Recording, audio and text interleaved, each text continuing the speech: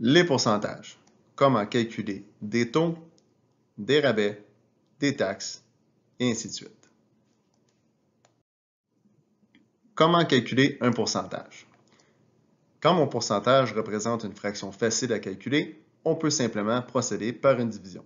Exemple, si je dis que j'ai 25% de rabais sur quelque chose à 160 $, je sais que 25% représente un quart. Donc, je peux simplement faire 160 divisé par 4 qui me donne 40. J'aurai donc 40 $.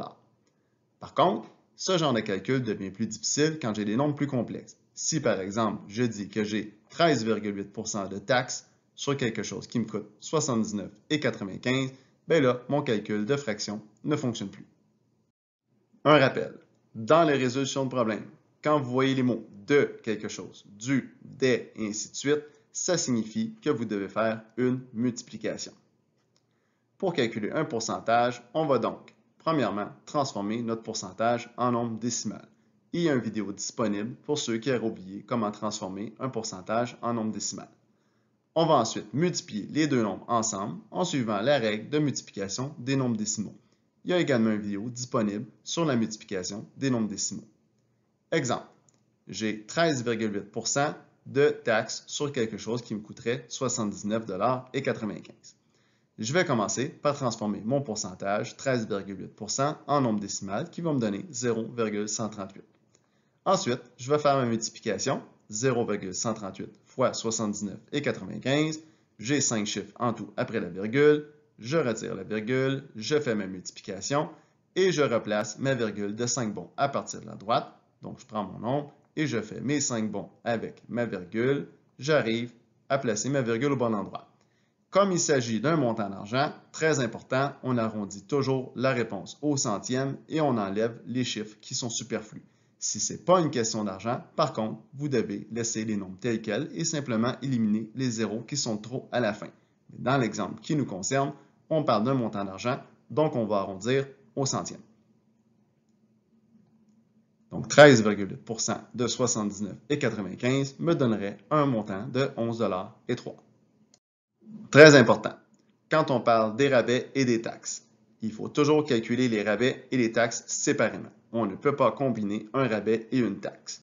Autrement dit, si on vous dit que j'ai un rabais de 20% et une taxe de 15%, on ne peut pas les soustraire et considérer qu'on a un rabais de 5%. Les taxes s'appliquent toujours sur le montant final qui est dépensé. On doit donc calculer les rabais en premier et ensuite on calcule les taxes sur le nouveau montant. Exemple. J'ai un homme qui achète un ensemble de skis qui est affiché à 280 $. Le magasin offre un rabais de 12% et ensuite, il y a des taxes de 14,5%. Je veux calculer le montant final de ces achats. Je commence par calculer mon rabais. On dit 12% de 280 $. Je vais transformer en nombre décimal et multiplier, qui va me donner 33,60 qui va être mon rabais. Ensuite, je vais calculer mon nouveau prix. Ça me coûtait 280 $. J'ai un rabais de 33,60. Mon nouveau montant est de 246,40. Maintenant, je peux passer aux taxes. Je vais calculer 14,5% de 246,40. Souvent, dans les résolutions de problèmes, l'erreur se situe à cet endroit où les élèves vont calculer des taxes sur le montant initial de 280 $ au lieu de calculer les taxes sur le nouveau montant qui inclut le rabais. Donc, je transforme mes nombres et je fais mon calcul. On n'oublie pas qu'on parle d'un montant d'argent, donc j'arrondis au centième, qui me donne une taxe de 35,73.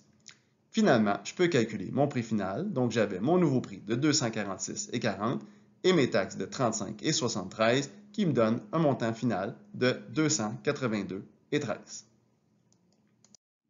Voilà, j'espère que cette vidéo t'a aidé à mieux comprendre. N'hésite pas à consulter les autres vidéos sur la chaîne au besoin. À la prochaine!